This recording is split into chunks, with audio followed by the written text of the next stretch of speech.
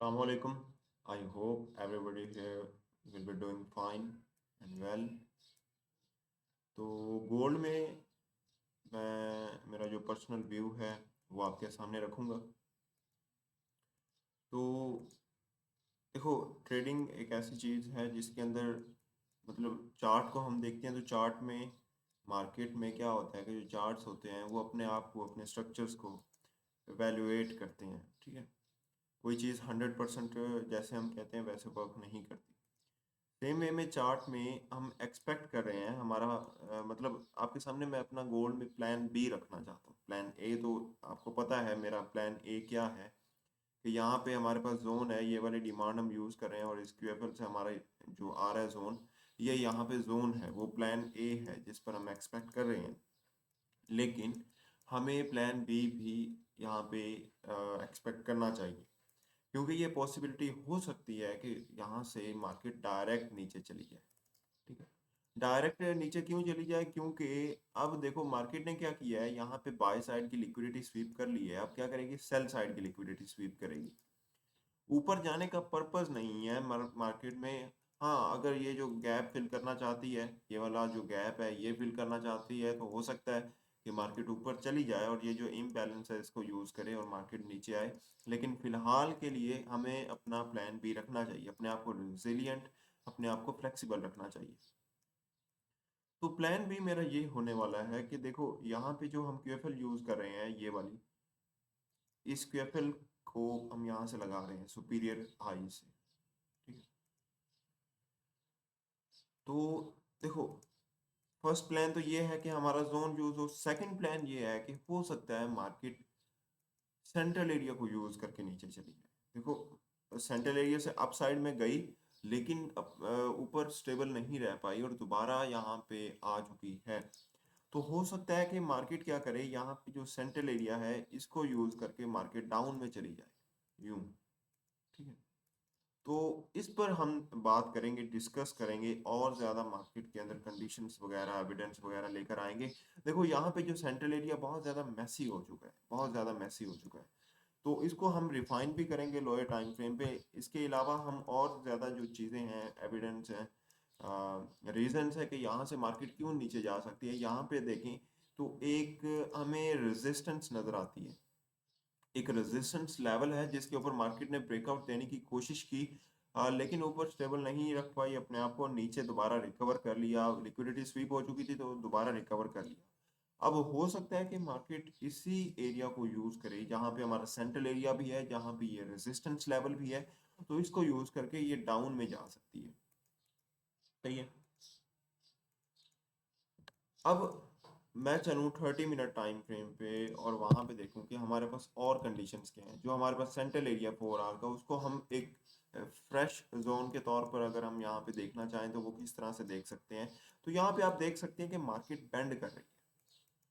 ठीक है, 30 मिनट पे देखें तो मार्केट क्या कर रही है, बेंड कर रही है। और अगर मैं इन्वर्ट कर दूं तो ये देखो, यहाँ पे क्या होगा कि बेंडिंग हो रही है। जो हमने देखते हैं कि कप एंड हैंडल जो पैटर्न होता है वर्क कैसे करता है, या हम एफ एम एफ आर को यूज कर सकते हैं कि मार्केट फर्स्ट मूव यहाँ पे डाउन में देती है, तो यहाँ से कहीं से हम अप साइड में देख सकते हैं। मतलब कप एंड हैंडल, मतलब ये कप बन चुका है, उसका हैंडल बनेगा यहाँ पे, तो वो कहाँ से देखेंगे उस पर अब बात करते हैं।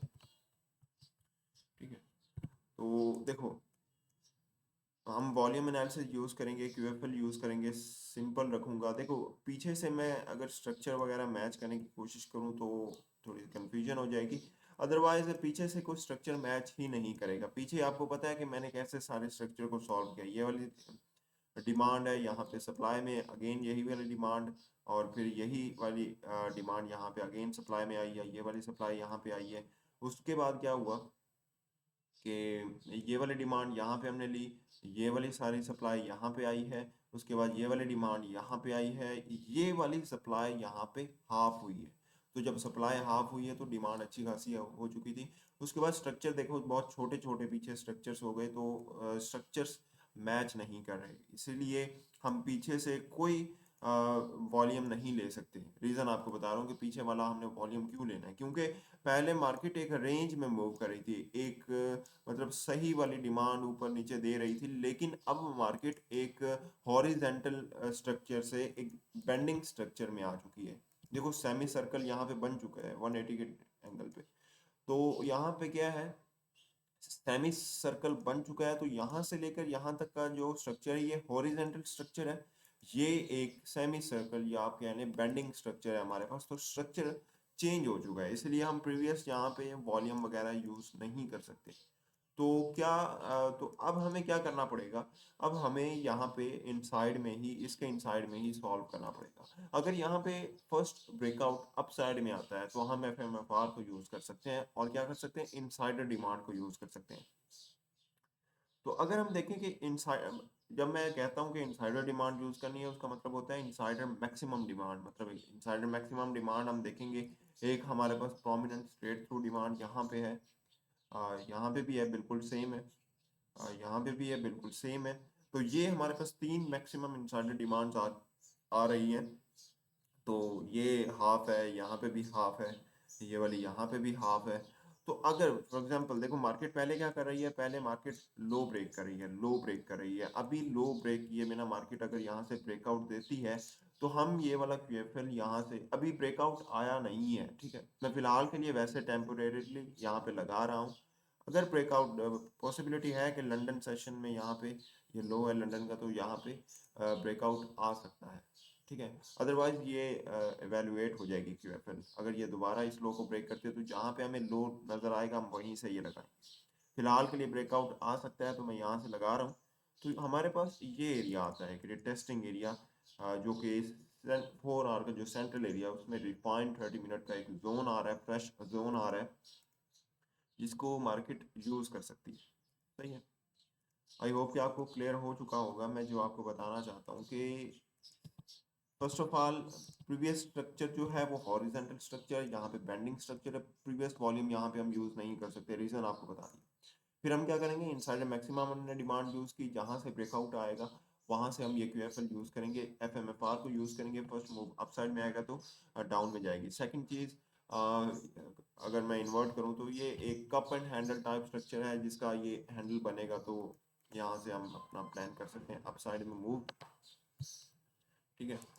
उसके बाद अब मार्केट ऊपर क्यों जा सकती है, देखो लिक्विडिटी बहुत इंपॉर्टेंट होती है। तो ऊपर अगर हम देखें ना, ऊपर यहाँ पे अगर हम देखने की कोशिश करें तो ये लिक्विडिटी पड़ी है, इक्वल हाइज पड़े हैं जिनको मार्केट स्वीप कर सकती है, ठीक है। ये वाले इक्वल हाइज हैं इनको मार्केट स्वीप कर सकती है, और यहाँ पे हमारा जोन भी है। इसके अलावा थोड़ा सा SNR को देखने की कोशिश करें तो SNR को देखें तो यहाँ पे हमारे पास एक, देखो यहाँ पे देखो डेली का लेवल है, डेली की बुलिश और बेरिश कैंडल है। तो ये हमारे पास एक रेजिस्टेंस आ रही, फ्रेश रेजिस्टेंस है, फ्रेश रेजिस्टेंस है।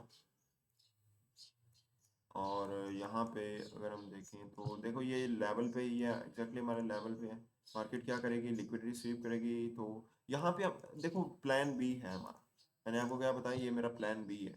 तो प्लान बी है तो हमने क्या वेट करना है, कंफर्मेशन का वेट करना है, कैंडल कंफर्मेशन का वेट करना है, रिजेक्शन कैंडल, 4 आवर की रिजेक्शन कैंडल या 1 आवर की हमने वेट करना है, ठीक है। पेशेंटली हमने इसको यूज करना है। तो ये मेरा जोन है, मार्केट यहाँ पे जाए, इस लिक्विडिटी को स्वीप करे, यहाँ पे यूं नीचे आ सकती है, ठीक है। यहाँ पे कंफर्मेशन का वेट करना। This is my analysis in gold, plan B. उसके बाद चलते हैं बिटकॉइन में। तो अगर आपको याद हो कि कल मैंने आपके साथ बिटकॉइन का एनालिसिस शेयर किया था, यस दिस वन। बिटकॉइन में मैंने आपको बताया था कि मार्केट अपसाइड में जाएगी। देखो कल मैंने आपको बताया था कि मार्केट अपसाइड में जाएगी, जोन को दोबारा यूज करेगी, और ये जोन देखो, ये जोन दोबारा यूज हो चुका है यहाँ पे, exactly the same way as I told you, ठीक है। अब ये मैंने छोटे टाइम फ्रेम पे, आई थिंक इसका रीज़न था, मुझे याद नहीं है कि ये ऊपर यहाँ पे इसको दोबारा जाके क्यों यूज़ करेगी, ठीक है। बट इसको हमने यूज़ नहीं करना था, तो इसलिए मैंने डिटेल में इसको नहीं डिस्कस किया हो। अब देखते हैं नेक्स्ट डेज में, मेरा अभी कोई प्लान नहीं, अगर कोई अपडेट आती है तो मैं आपके साथ शेयर कर दूंगा। फिलहाल के लिए मैं इसको इग्नोर कर रहा हूँ। यूरो यूएसडीटी की बात करें तो यूरो यूएसडीटी में देखो हमने क्या किया था। मैंने कल आपको बताया था कि यहाँ पे हम ये वाली सप्लाई यूज़ कर रहे हैं, ये वाली सप्लाई यहाँ पे, और ये वाली सप्लाई यहाँ पे हाफ हो चुकी है। उसके बाद अगर डिमांड भी हाफ होती है, अब अगर आपने कल वाली मतलब आज आज अगर आप ये वीडियो देख रहे हैं और अगर आपने कल वाली मेरे जो पर्सनल ट्रेडिंग प्लान था वो आपने नहीं देखा, तो आप कल वाली वीडियो देख सकते हैं, उसके अंदर रीज़न जान सकते हैं कि ये वाली क्यूएफएल, हम ये वाली सप्लाई, ये वाली डिमांड यहाँ पे क्यों यूज़ करें। ठीक है, हमने क्या देखा था कि यहाँ पे सप्लाई हाफ हुई, अगर डिमांड हाफ होती है सप्लाई फुल आ सकती है या फुल से भी ज़्यादा आ सकती है। तो ऐसा ही हो रहा है, डिमांड हाफ हुई थी, जैसा मैंने आपको बताया कि सेंट्रल एरिया को ही यूज़ करना चाहिए, सेंट्रल एरिया को यूज़ किया, बहुत अच्छा मूव हमें देखने को मिला हमारे जोन से, लगभग 100 पिप्स, और यूरो यूएसडीटी में 100 पिप्स बहुत ज़्यादा होती हैं। ठीक है, आपको ये पता ही होगा। तो मैंने आपको बताया था कि अगर ये डिमांड ऑफ होती है तो supply 1x 1.5x possibly 2x भी आ सकती है। तो फिलहाल के लिए देखो सप्लाई 1x आ चुकी है। ठीक है, 1x आ चुकी है, फुल आ चुकी है, और भी पॉसिबिलिटी है नीचे जाने की, ये लो लेने के, एक्सटर्नल रेंज लिक्विडिटी के। तो यहाँ पे हमारे पास ये रिवर्सल एरिया आ रहा है फिलहाल के लिए, जिसको ये यूज़ कर रही है। अब इसको अगर यूज़ करती है तो हम क्या कर सकते हैं, हम सेम क्यूएफएल को, देखो ये वाली सप्लाई हमने यूज़ किया तो दोबारा हम ये वाली डिमांड यहाँ पे यूज़ कर सकते हैं और इसको हम यहाँ पे लगा सकते हैं। और अब यहाँ पे क्या होगा, देखो यहाँ पे हमारे पास दो पॉसिबिलिटीज आ रही हैं, दो पॉसिबिलिटीज हमारे पास। यहाँ पे सेंट्रल एरिया भी यूज़ हो सकता है, मतलब अगेन जो डिमांड है वो हाफ हो सकती है, अगेन डिमांड हाफ भी हो सकती है और फुल भी आ सकती है। ठीक है, अब किस पे ज़्यादा पॉसिबिलिटी हो सकती है, किस पे हम ज़्यादा रिलाई कर सकते हैं, या हमने किस पे ज़्यादा चांसेस हैं। सेंट्रल एरिया भी है हमारे पास और फुल एरिया भी है। देखो यहाँ पे अगर हम एक्सपेक्ट करें कि फुल एरिया, तो ज़्यादा अच्छा होगा आई थिंक, क्योंकि सेंट्रल एरिया पे जाती है तो सेंट्रल एरिया पे हम ट्रैप हो सकते हैं, यहाँ पे मार्केट हमें इंड्यूस कर सकती है। हो सकता है यहाँ पे मार्केट थोड़ा सा रिएक्शन दिखाए लेकिन फिर दोबारा इसको फेल करके, क्योंकि यहाँ पे इक्वल हाइज पड़े हुए हैं, यहाँ पे एक तो इक्वल हाइज पड़े हुए हैं, और कल की जो कैंडल है, मतलब डेली की कैंडल है, यहाँ पे देखो डेली का हाई है, ये भी स्वीप हो सकता है। अभी कैंडल क्लोजिंग तो नहीं आई, आज की कैंडल है, लेकिन फिर भी हमारे पास क्या है, इक्वल हाइज पड़े हुए हैं, जिनको मार्केट जाके स्वीप कर सकती है। ठीक है, तो बोथ एरियाज हैं, यहाँ पे कंफर्मेशन का वेट कर सकते हैं। रिस्की होगा, I will not use that, I will like to use that, अगर मिस होता है तो ठीक है कोई बात नहीं, बट ये मेरे एरियाज हैं, इसको हम थोड़ा सा देखो। दूसरी पॉसिबिलिटी ये हो सकती है कि ये वाली डिमांड अभी तक मार्केट ने यूज़ नहीं की, ये वाली क्यूएफएल। ठीक है, तो दूसरी पॉसिबिलिटी हो सकती है कि मार्केट ये वाली डिमांड दे दे, ये वाली सेम डिमांड है यहाँ पे जो दे रही है, यहाँ पे देखो, तो हो सकता है कि मार्केट ये वाली डिमांड भी दे दे।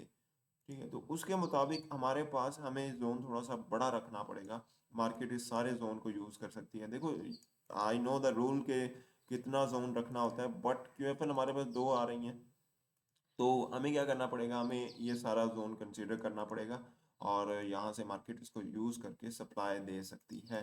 हमारे पास दो क्यूएफएल्स आ रही हैं तो इसीलिए।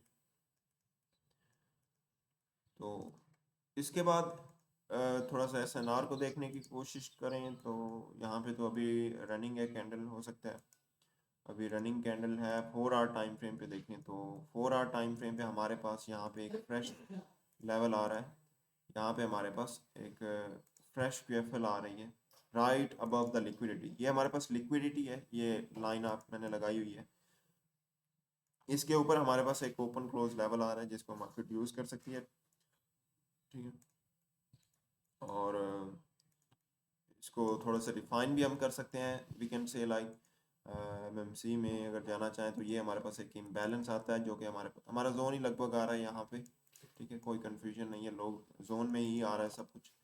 और इसको हम ऑर्डर ब्लॉक भी कह सकते हैं, वैलिड ऑर्डर ब्लॉक कह सकते हैं। ये जो एक कैंडल है, ठीक है, इसने लिक्विडिटी स्वीप की है, इसने ब्रेक ऑफ स्ट्रक्चर दिया है, सब कुछ है। तो डेट्स वाई, तो यही मेरा एनालिसिस है। मैं इसको हटा दूंगा, सेंट्रल एरिया को मैं यूज़ नहीं करूँगा। देखो मार्केट यहाँ से जा सकती है, आई डोंट नो, लेकिन मैं इसको यूज़ नहीं करूँगा। मेरा यही प्लान रहेगा कि मार्केट इसको यूज़ करेगी और डाउन में जाएगी।